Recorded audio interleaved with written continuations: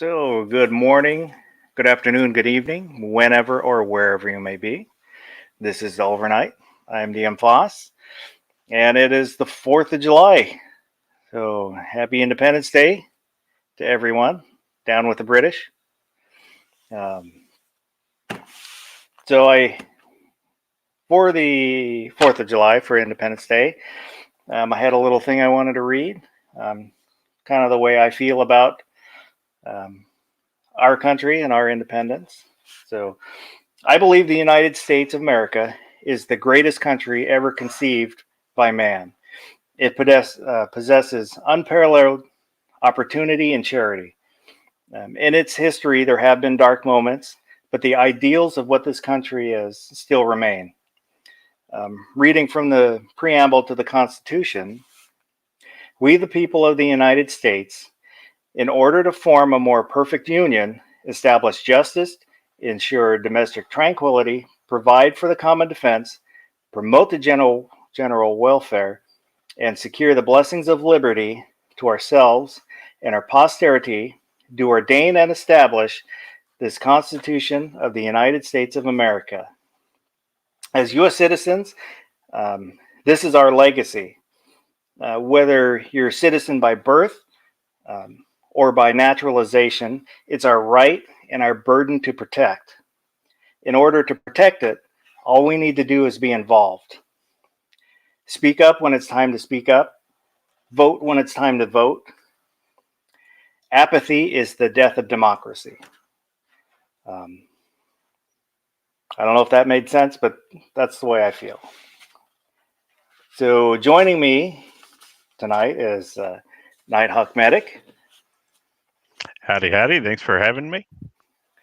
If you don't know Nighthawk Medic, he's done a lot of videos and then stopped doing videos for a while and maybe do some on other platforms in the future. But very knowledgeable. If there's a gun out there, he's probably shot it, seen it, smelled it, licked it. Something like that. And Tactical Maverick, how are you doing tonight? Yeah, I'm good. How about you? Thanks for having me. Doing pretty good. There's a link for his channel in the description. Go over, check him out. Not a lot of content. Not yet. Could probably put some more out when you get a chance. But we're going to talk about shotguns tonight. And I don't have a lot of experience with shotguns. I've never shot one. I've only held one a couple of times. So I had to bring in some experts who can talk about the subject more thoroughly and in a more educated way than I can.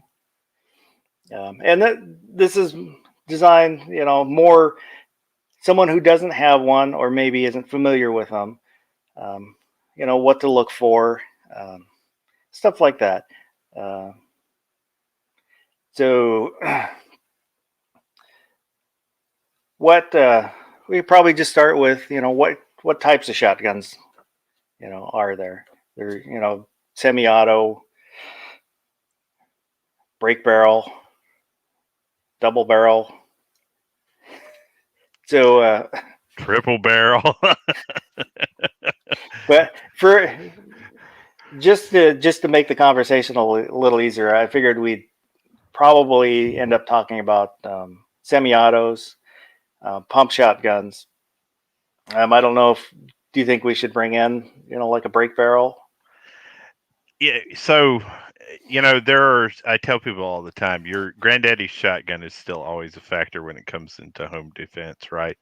And there are definitely more instances of people using a non-tactical shotgun, an old hunting shotgun or granddaddy's break action shotgun in home defense. So I don't think you can exclude them from any conversation.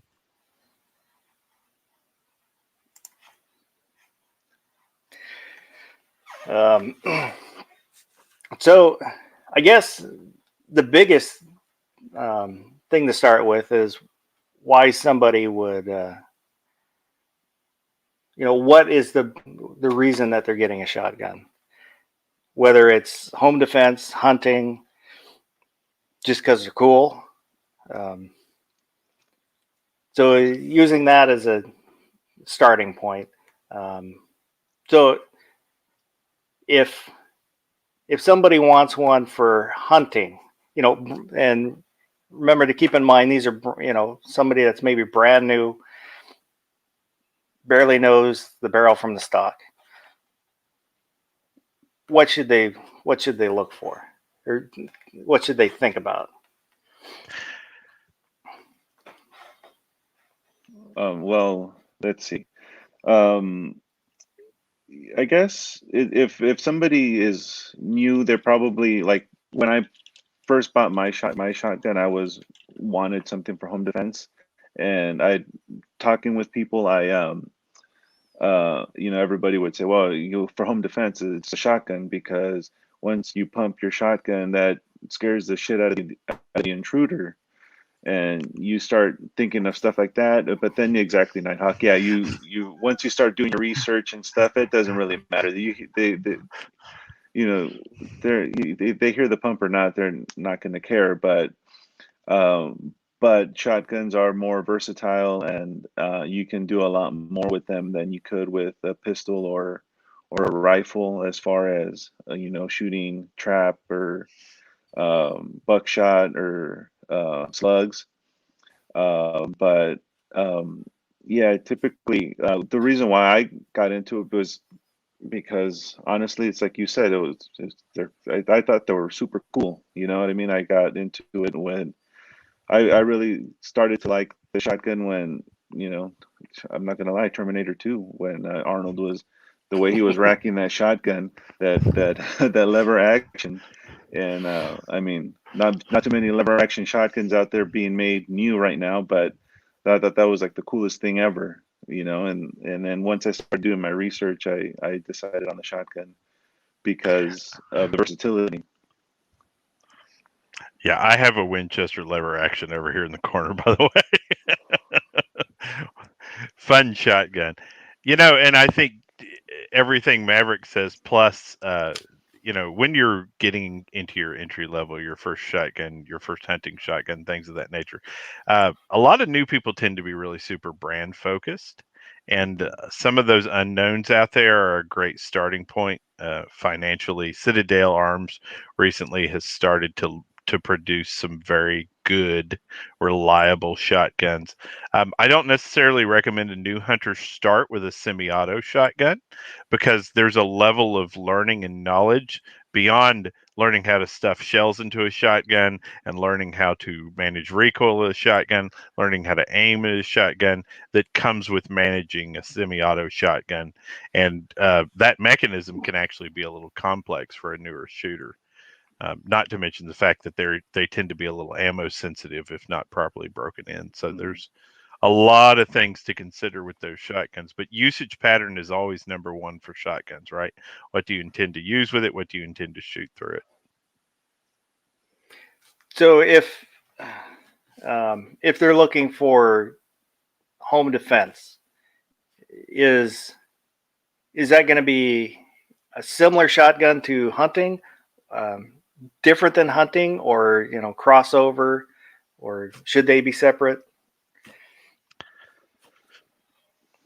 So if you've never fired a shotgun in a house before, I don't think most people realize that firing a 12 gauge in the house is a little bit like detonating a door breacher explosive directly in front of your face.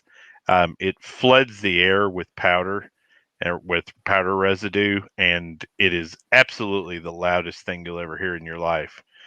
Even with ears on, it's pretty intimidating.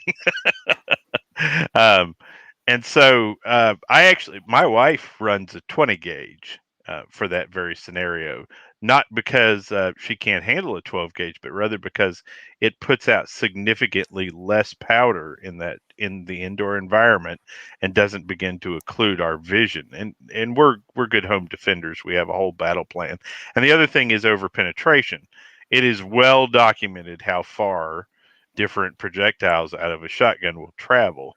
And so you can get, I like 20 gauge rounds that are down into the 900 feet per second, because they're not going to punch through the outer skin of my house. They're not going to go through the concrete after going through the cinder block, after going through the drywall, after going through the other side, right? So I'm not sharing buckshot with my neighbors and things of that nature. So there's a lot of things to consider. And then in addition, barrel length.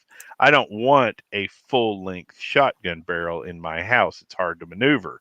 So what most people don't realize is if you're holding a shotgun shouldered, it is roughly the same distance from the end of your shotgun barrel as if you were holding a pistol out in front of you, the end of your pistol on an 18.5-inch shotgun barrel.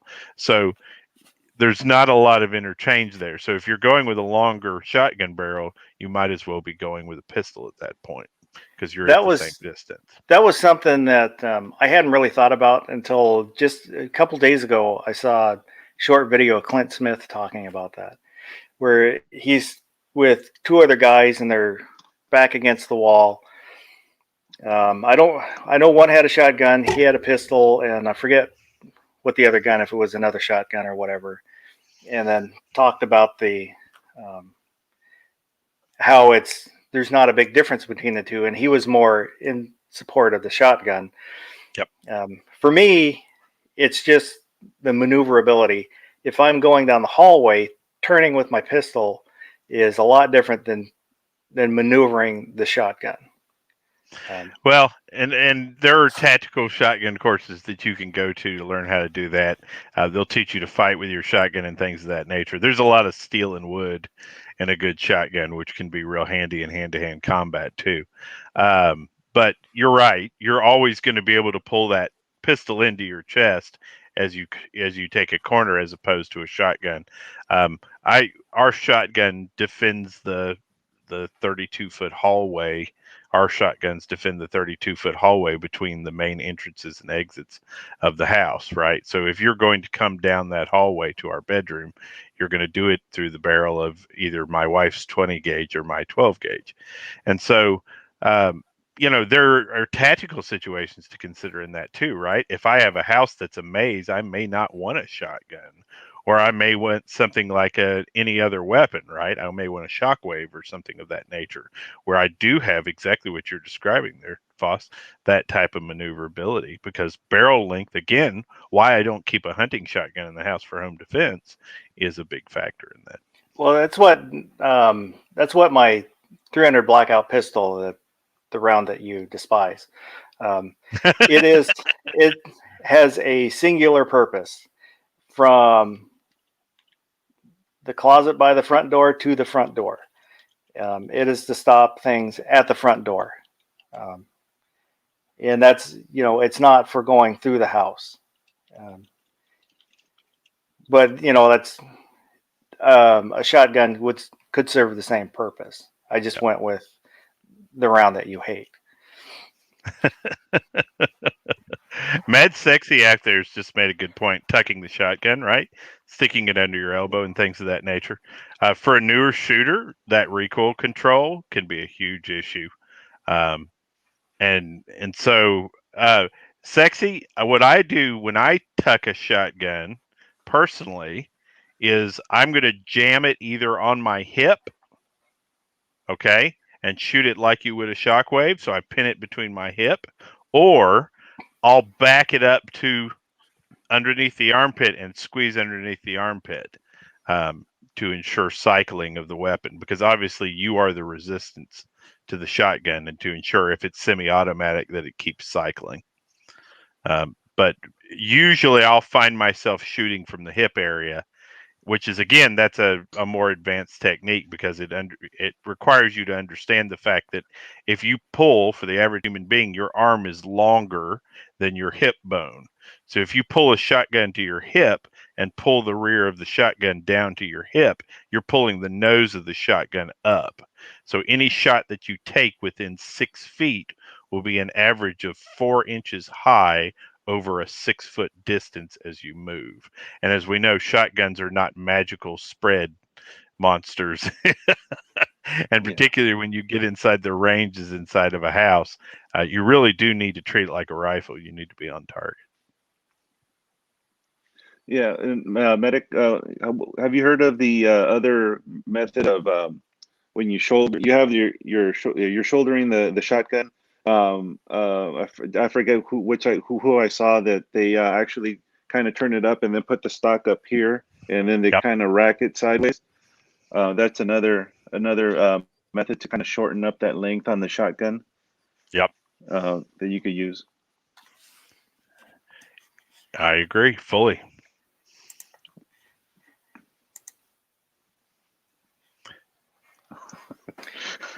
Yeah. 39 plus 1. There you go. That's a video on Maverick's channel. So if you're not subscribed to him, subscribe, and at some point go check out what he's got. This is one of the videos he has. That was kind of like poking fun at another YouTuber. I think he released one within 6 days of another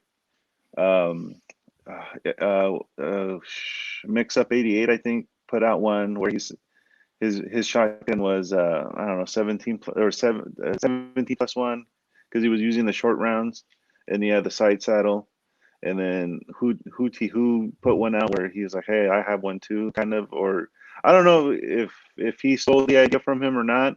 And then I was just kind of poking fun at him with my Mossberg 500 with the short rounds and my so yeah, and I just added a bunch of shells to it. I had the bandolier sling, so yeah, it was just a bunch of ammo on that.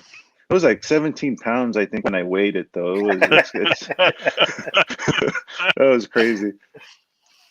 Yeah, I've got a tactical shotgun in this house that weighs 21 pounds. Oh, all right, you got me I just, beat. it's the man test. I tell everybody, here, hold this thing for 10 minutes. I tell you what, that if you're not out there supporting Opsol, that company that Oh, makes yeah, the mini clip that you need to modify yeah, the Mossbergs and the Remington, they're a veteran run company, and those are good people. yeah. Um, I had one. I had a mini clip that was 3 years old that I managed to damage in an assault course, and I sent them a recommendation that I just said, hey, I might make this modification to the materials if I were you, and they sent me my money back and sent me a mini clip. They were like, Oh, wow. thanks. That's product testing. We appreciate your knowledge Oh, on that's that. cool. Just a cool bunch of guys. Yeah, that's And really cool. Aguila But yeah, mini so shells. yeah, I have I run the shorty the federal shorties because Hmm. I couldn't find any Aguila at the time, but yeah, it's another thing too. So you have a 5+1 shotgun. You can get 8 federal shorties in your magazine tube with that adapter, and I think the the mini shells are a little bit shorter, so you might be able to get 9 in that tube. And then and then if you have the 7+1 Maverick, the with the 20-inch barrel, I mean, yeah, there you go. You probably get I don't know how many. You probably get 11 in that tube if you have the tactical security shotgun with the 20-inch barrel and the 8.7+1.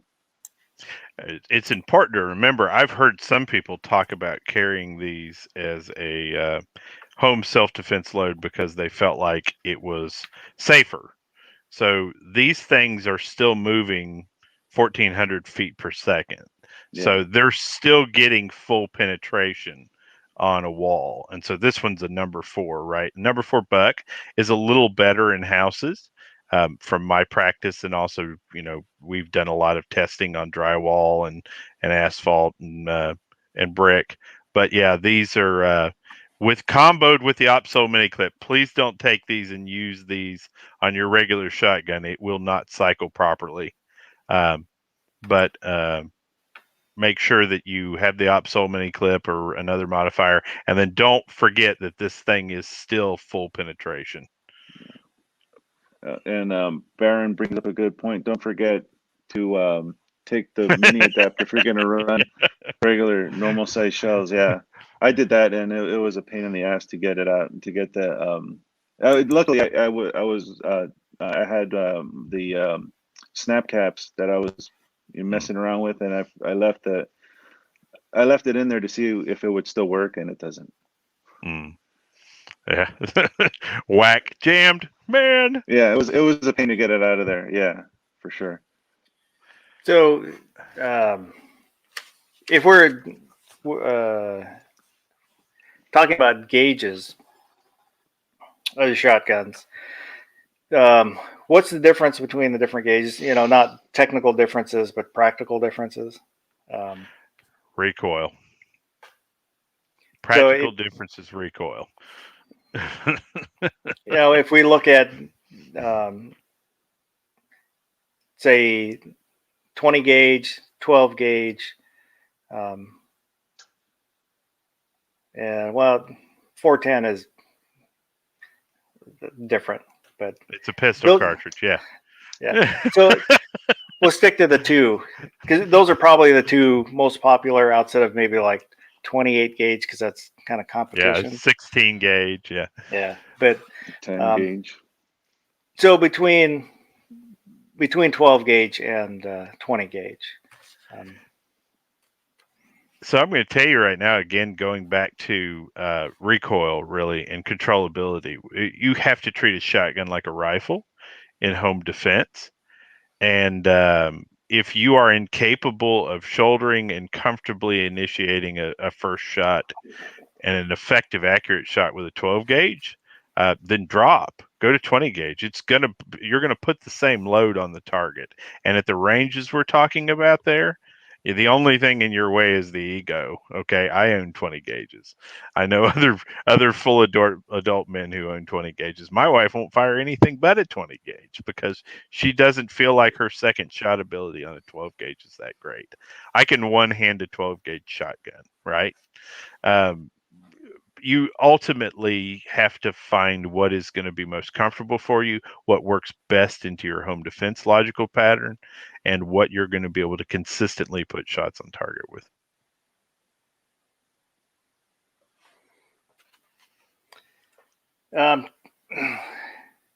So what type of shots in your shotgun rounds? There's bird shot. Not every single type, but if you can break it down into probably 3 different types: slug, buck, and birdshot. Yeah, different gauges of each. Yeah. Yeah. So within those types of shot, what are the practical differences? So remember that mass velocity equal devastation when it comes to shotguns. So the faster we move a heavier ball, the more damage we do to whatever structure we hit, right? And so we ultimately have to always figure for the least denominator or the smallest denominator. And actually Baron von Greenback there is perfectly illustrated my feelings around this, which is I don't like to share lead with the neighbors, right? And so if your home is incapable and your defensive structure is not set up in such a way that you could potentially miss a shot and not damage somebody valuable, or then you don't want to use something that has a high penetration factor. For me personally, in my home, number 4 buckshot is not going anywhere outside the home. We don't have any kids here anymore. We're all going to be shooting in the same direction. We're all well trained in where we're going to go. So remember, a shotgun, again, you're creating a small explosion in your house that's going to penetrate walls and do some ugly stuff. So ultimately, knowing the behavior of that round, and the internet is loaded with penetration tests and things of that nature.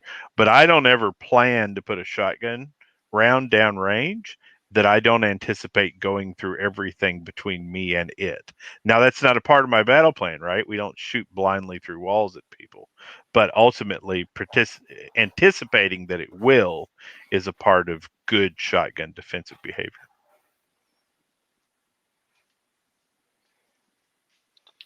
Yeah. Paul Harrell had a pretty good video where he was shooting watermelon with birdshot, and he had a hollow core door behind it, and then another watermelon behind it. The second watermelon was um, illustrating a loved one in your home, right? And with the birdshot, that I forget how far he was, about maybe 7 yards away, and yeah, he decimated the first watermelon, and the second watermelon there was very little penetration going through the hollow core door. So that's that's what I run. I'm running birdshot because I have loved ones in the house that I don't want to hurt. So and they're in different rooms of the house. So I mean, in the situation after I collect everybody and get them all in the one room, then yeah, then it's a different scenario. But between depending on the scenario, if I have to go get them or whatever, and I have to use my shotgun in the course of going to retrieve my kids, then yeah, it's going to be a different scenario, and I might have to shoot. Then I don't want to hurt anybody else in the house. So what about buckshot? You've got kind of the two ends. The birdshot is on the light end, slugs on the heavy end, and buckshot is in the middle. Um, so how does that compare? So when we talk about buckshot, we've got multiple sizes of it, right? You go up to the big giant triple-aught gauge buckshot, and then down to the number 4. And number 4 is effective, and it's considerably larger than most birdshot loads, but it also doesn't have the staying velocity power of your double-aught. And again, when we get more mass moving at those higher velocities, that's when we tend to get higher penetration power. So I use a number 4 buckshot that's about 950 feet per second for home defense, right? And if you're inexperienced at that, if you don't understand what that is, go out and start Googling that, right? Go out to YouTube, to GunTube, to Odyssey, go to one of those places and throw in shotgun effects, right? And look at a band like Paul Harrell, look at somebody like New York Outcast, look at some of those people that have done those tests and look at the effect that it has on your particular structure, right? Double-aught buckshot, tremendous stopping power. I've killed deer with it. I've killed boar with it. Terrific. But that stopping power translates to velocity, and wood and plywood and things get very, very, very easy to penetrate as those speeds go up. So something to consider. Double-aught is essentially 9 millimeter rounds coming down range. So yeah, and they're moving. So that's something to think about, especially inside a house with neighbors in close proximity and stuff. Yeah. And you've just never heard anything louder. And more than one shot, and you're in a cloud of smoke. I cannot emphasize that enough. This is not going to be a pleasant experience for you, on top of it being one of the most awful experiences of your life. Your house is a very, very small space. Yeah. When you start filling it with powder residue. And that's the reason why I decided on the birdshot, was because I mean, like you said, you're right. My hall, what is like from one side of the hall down to the other end of the living room, it's only like 35 feet. So if I'm gonna have to use it, it's gonna be at probably a lot closer than that. So I mean, the birdshot's gonna come in and it's gonna hit a spot, that size. It's gonna be devastating to whoever it is that's in my home, that I don't want in my home. Yep. So what? Not just speaking inside, outside or in general. What are the effective ranges of those three: slug versus buck versus birdshot? And not, how far can you shoot and hit something, but be effective at what range. Yeah. Well, does it choke work is best? everything when it comes to birdshot and buckshot. How you choke the shotgun changes it. You can very easy make a very nice pattern, a baseball sized pattern at 25 yards with the right bird shot and the right choke, right?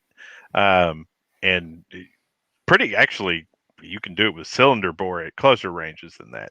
I have engaged a human sized target with double-aught buckshot with a improved choke at about 35 yards consistently.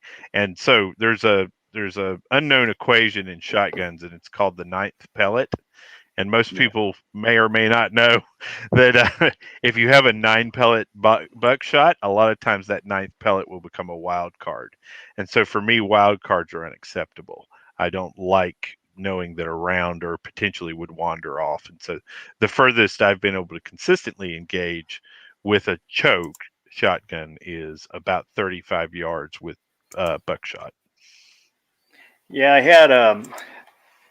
had a clip from a video. I think I put the channel, the TSE, the shooting channel, link to their channel in the description. It's British people talking about shotguns, hunting and skeet and trap. But they're good videos, and I clipped the video of the one older guy. I think Maverick has seen the guy I'm I know talking you're talking about. about. Yeah. Can't understand a damn word he's saying, but I forgot to load it on my computer, so I can't play it. Yeah, But there's really there's good information in there. Too bad you can't understand the guy. a little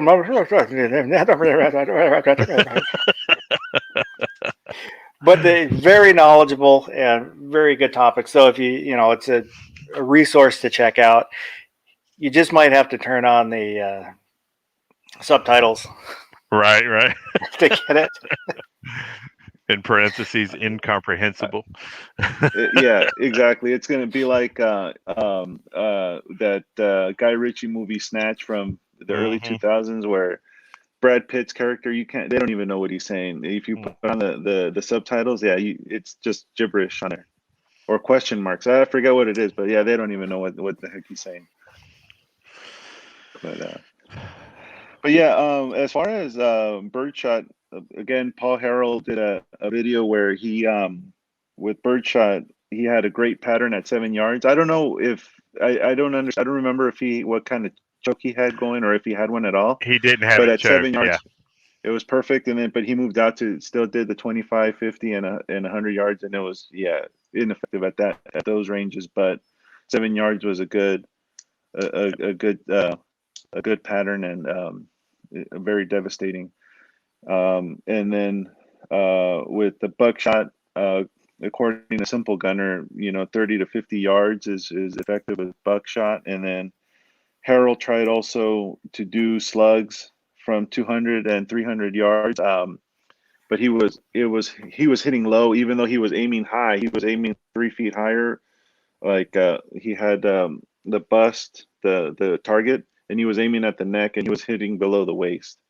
That 200, and then at 300 he was just hitting. You could see the slugs hitting the ground. So they'll travel. You just have to adjust and make your adjustments. But yeah, I think 300 yards is. I mean, that's, if you get hit from 300 yards, it's pretty good. I have a Savo shotgun that can engage at about 200, but it's not. I wouldn't shoot an animal with it, because at 200 yards, it's not moving fast enough for me to be happy with that. But it really, for the question of home defense, I don't have a home defense shotgun in this house loaded with slugs. I don't have any shotgun in this house that is intended for home defense loaded above a number 4 buckshot, and most of them are using a reduced power shell of some kind. Whether a light load or something of that nature. And that's as much about control of the shotgun as it is control of the projectiles afterwards. So I'm in for number 4 buckshot. That's where I put my bet. I think everybody should look at the logical use pattern, because Maverick has the right answer for his home, and I have the right answer for my home, and you should go out and find the right answer for your home too.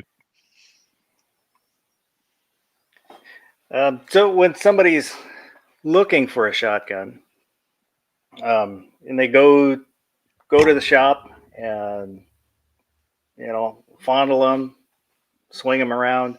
How do you make sure it fits you properly?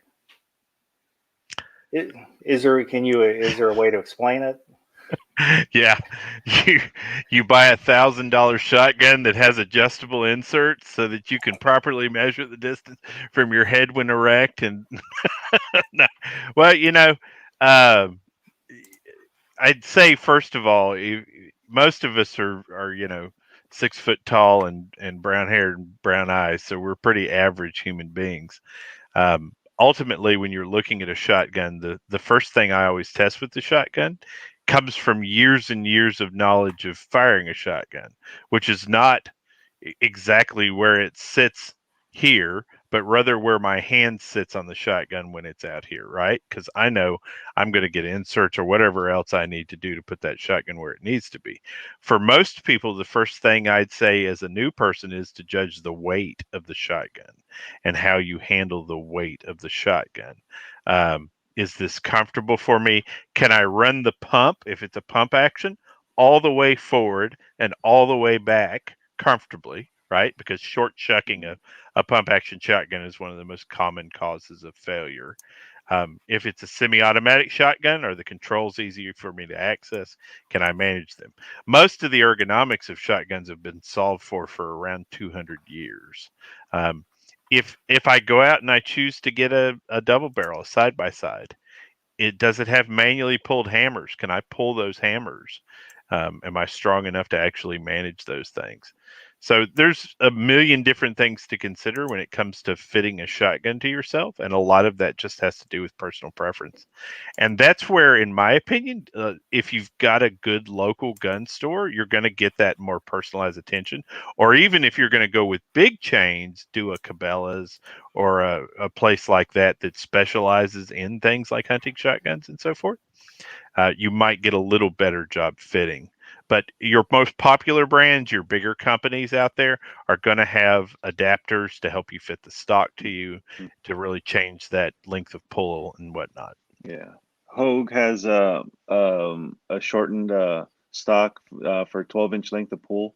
That's what I'm running on my Maverick. It just brings it in. It allows me, it allows my wife to be able to shoulder it comfortably, and then it allows me to kind of bring it in closer to my sternum and hold it, so I can get right behind it. And that's it's a good little stock. It's only like $25 or $30, something like that. So Yep. you can order that from them or find it on eBay or different various places. But yeah, and then I guess it depends on, like Nighthawk was saying, what your local gun store carries, what's available in your area. Uh, um, but yeah, like for me, we don't really have a lot of gun shops where I'm at. And right now it's impossible to find to find a shotgun or any gun in my area. But I I I had shot a Mossberg before, so I was familiar with it, and I ended up going with the Maverick because A, it was available, and B, it was pretty close to what I was familiar with. So that's what that's was my experience with that. Um, yeah. I think I have like 5 of everybody's shotguns, and I can tell you honestly that if you're going with a big name shotgun, you're probably going to do okay. Now, most people out there are going to get emotional one way or another. They're a Mossberg guy or a Remington guy, or I have a little bit of everybody's shotguns. And other than everybody's shotgun seems to have its own quirk, I don't have a shotgun that won't run. Right? When you get into semi-automatic shotguns, they tend to get a little more finicky. And I would ask you, if you're going for your first home defense shotgun, to buy something of a little higher end, right? But even the cheapest shotgun that I own in this house, I bought at a pawn shop for $50. It was the most raggedy, worn out 500A I'd ever seen in my life. I took the thing home. I stripped the rest of the finish on it, painted it OD green, and put an overfolder stock on it. just to make it especially hideous. And the thing runs fine. It's mechanically fine.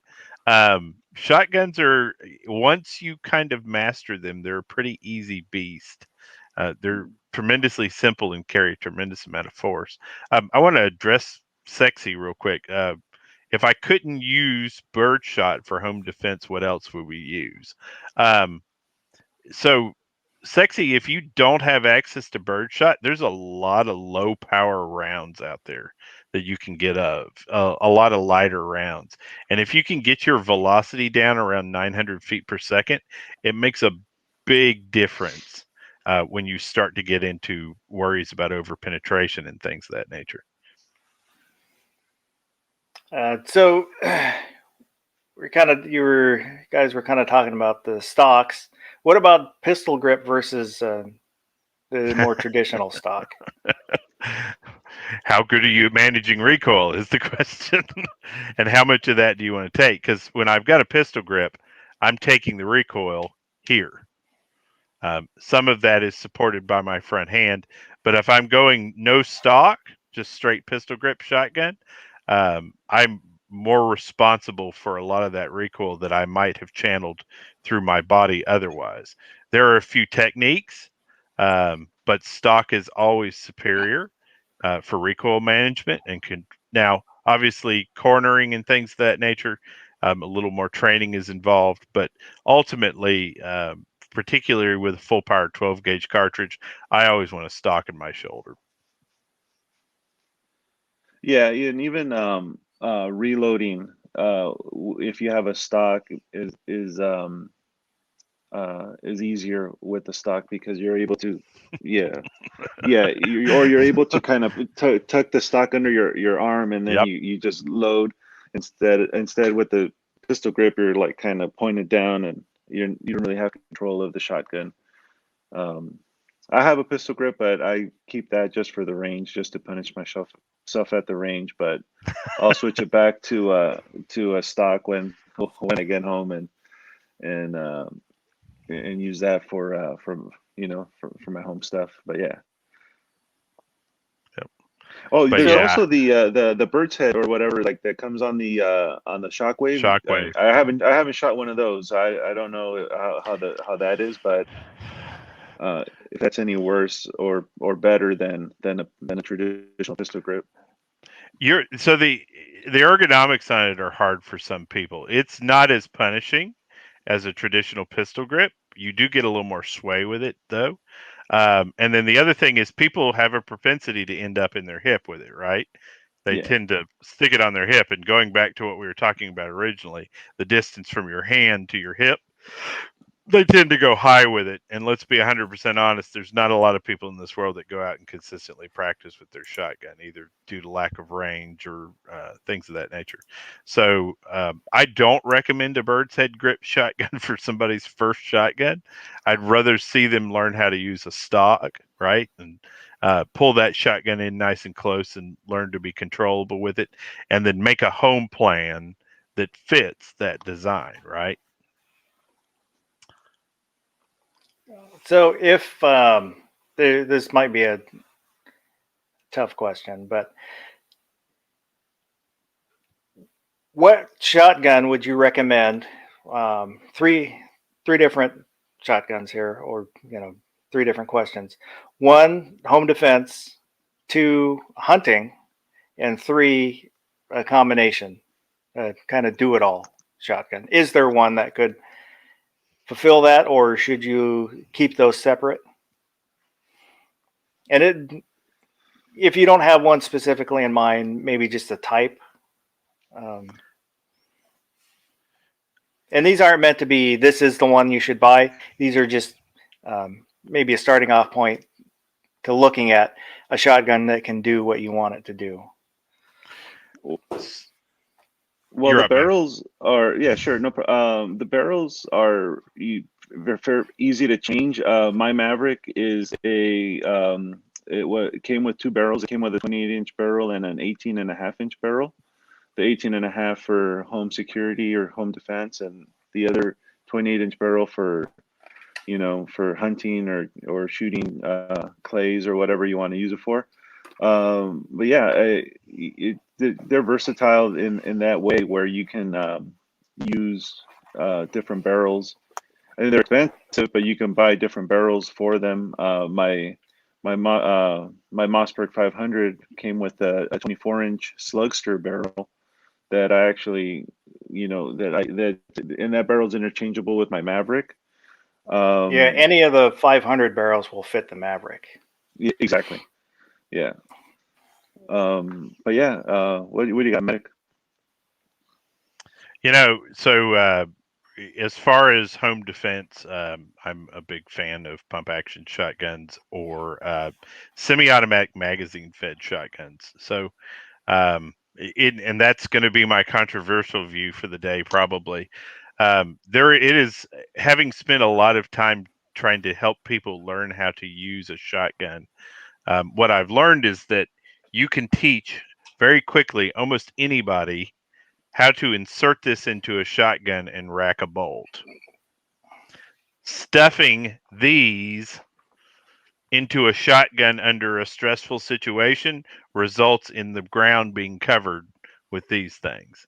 And so I'm a advocate for, and so the entire country of Turkey, I don't know if you know this, can basically no longer make long rifles. And so all of those very nice long rifle production facilities are now making shotguns, and they make all sorts of tactical shotguns. And those went from being kind of low quality to mid quality to now they have some really high quality ones. And they're very consistent. I have one sitting to my right here that it came out of the box and was firing light loads right out of the box, which is about the third version of those shotguns I've ever had, in the last 4 years that would do that consistently. So I like the concept of magazine fed tactical shotguns for home defense. For versatility, for hunting, pump action.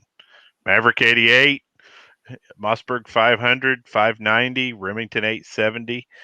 Barrel change out is king, right? Pump action shotguns work good for home defense too, but reloading and managing the pump under stressful situations is difficult for some people. And then if I'm going to go pure hunting shotguns, I'm probably going to do a nice Italian or something of that nature. I'm gonna get an A5 lightweight, right? I'm gonna be nice to myself with that shotgun, something with an inertia drive or something of that nature, because that shotgun I'm going to lug around for an entire day, and I may shoot 30, 40 times in a row, and particularly if I'm bird hunting or something of that nature. So, if I was to get one, my first shotgun, I would probably go with something like a Maverick 88 security with a 20-inch barrel. Nice.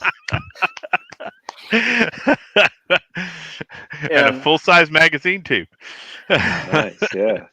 The reason I went with that, apart from the price, it popped up and I basically grabbed the last one. But I wanted dead simple, yeah, and reliable. I had, everybody I've heard talk about the Mavericks. It's always good, and I wanted pump. I didn't want to have to worry about the gas systems, high brass, low brass, none of that. That's what I went with, and I can, if I can use it for home defense, it's down on the list for me. Or I could hunt with it if I had to, and then as Maverick said, you can change out the barrel and any Mossberg 500 barrel happens to fit it. And I'm not recommending this one to people. I'm just explaining why, that's the one I chose to go with. That's a good choice. Yeah. I haven't shot it yet. Haven't had the chance, and hopefully before too long I'll be able to get it out. I just got some number 7 lead shot or number 8 lead shot, and then I've got one box of number 7 steel shot. That was partly because that's what I could get. It wasn't way expensive.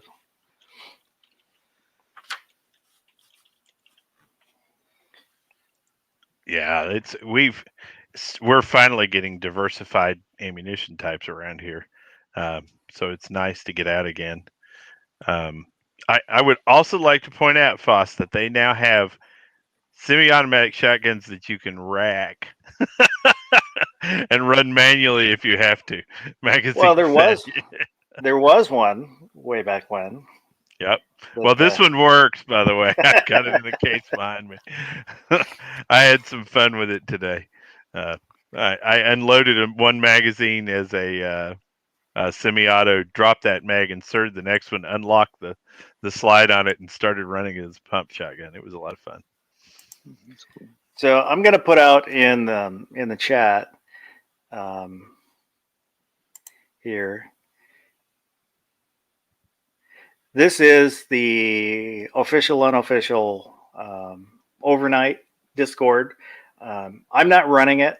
A friend is running it, but that's somewhat for this channel, for this chat. We can use it for if you want to put Gorn in there. If we get enough in there, we can show stuff off, future chats, but just a place to kind of for people to hang out and chit chat with each other. And then I also wanted to do a giveaway because I passed 350, 350 subs. So I thought I'd do a giveaway, and there's not a lot of people here tonight, so you have really good chance of winning something. And I'll just do anybody that's commented will be eligible. So if you're watching and haven't commented, say something real quick.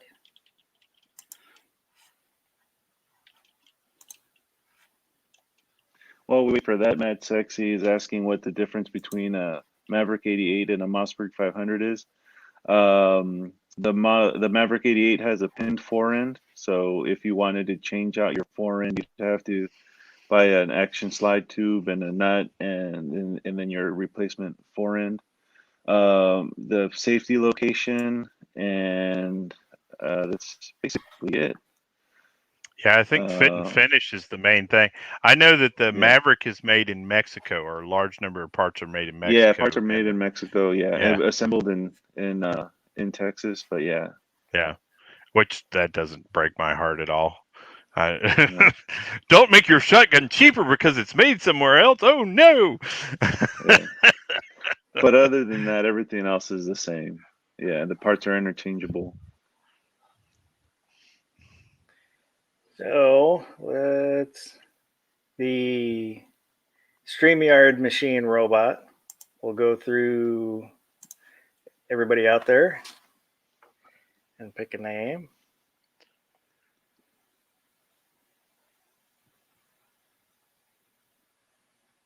DM Foss, DM. Ooh, Night Shaft. There you go. So I think I have Night Shaft's address. Congratulations if he's still awake. But so I'll throw a bunch of stuff in this plastic 30 cal box and I'll mail it off to you. Nice.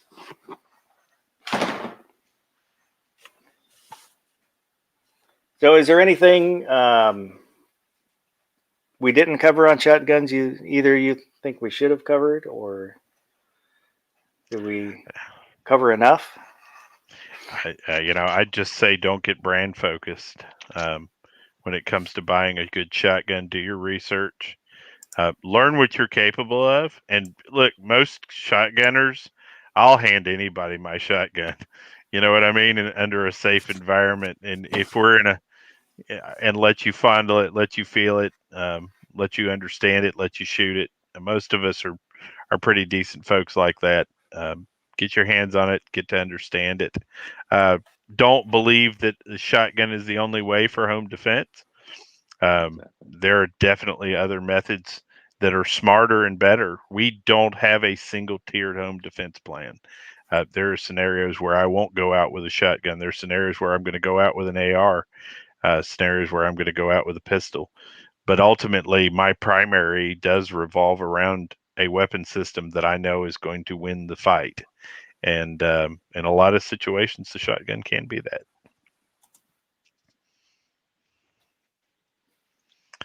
To buy or not to buy? Who's getting what next? DJ Play Nice, I have got 2 more tactical shotguns coming my way this month. And I'm actually going to reveal those on a chat when they're here.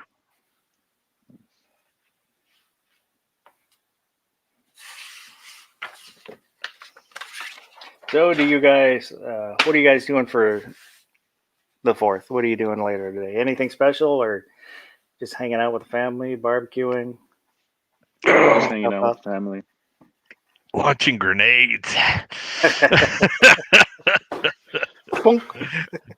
Yep, thunk. It's going to be fun. The wife tests the smoke grenade arsenal every year for me, and so we do a private home film because she gets squealy when they start belching smoke, and so it's always fun for the rest of the family. They enjoy watching her freak out, and I've got some pyrotechnics. Because of you, I've looked at those a couple times now. Oh, dude, I'm telling you, so much fun. Almost no practical application. How to put 4 pounds on your AR.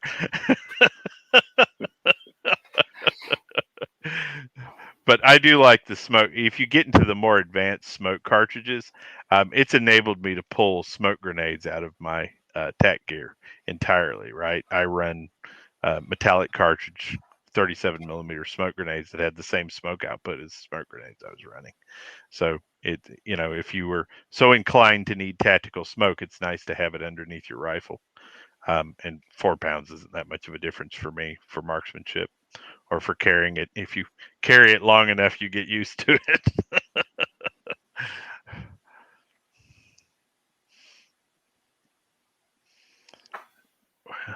3 minutes. What do we fill 3 minutes with, Foss? Are you going to sing us out? No. Somebody told me not to quit my day job. They've been telling that for years. I've sung a couple intros. Have you?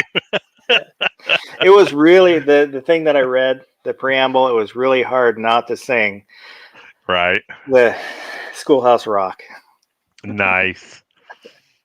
My wife and I were singing Oh Beautiful for Spacious Skies while the fireworks were going off earlier tonight. And I realized that I was recording us doing that, and neither of us can carry a tune, but it was very patriotic. We enjoyed it. Independence Day, it's beautiful. DJ Play Nice, can you see it sing along?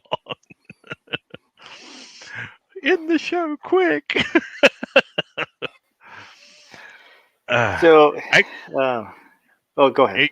I was gonna say, actually, I want to shout out a shotgun brand that most people don't know about.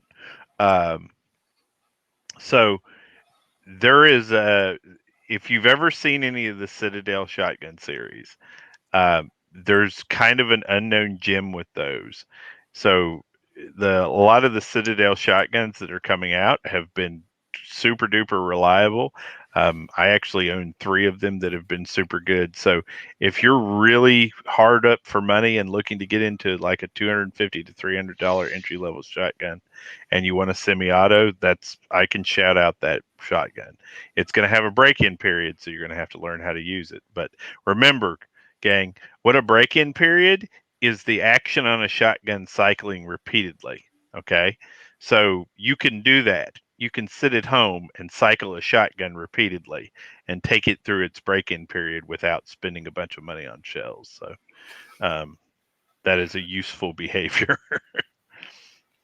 You've made it very hard. This all talking about shotguns. I know. Working the action. These are hand motions, okay? Every man should know how to operate his shotgun. So, any parting words? Matt, we'll start with Nighthawk. Just be safe out there. It takes all kinds to run this world, so we need you here. Keep your head down, be smart, and vote. Thanks for having me on, Foss. Awesome. Oh, no problem. Maverick? anything you want to say? No, just thanks for having me on, giving me the opportunity to be on the show with you guys and share what I've learned about shotguns is this past year and change. But yeah, thanks again. Yeah, so again, go check out, use the link, go check out his channel, and hopefully he'll put out a few more videos. So there's always new stuff for people to look at. But thank you everybody that's watched live, and thank you to anybody that watches this in replay.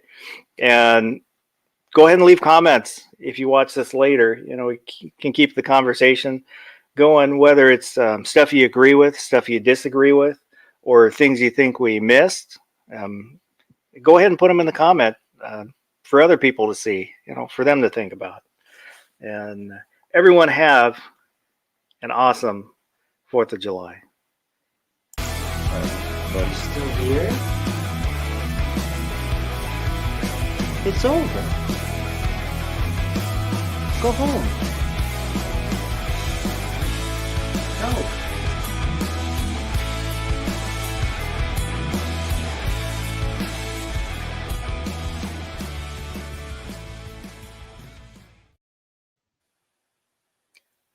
I don't think Maverick's been on a lot of chats. He dropped immediately.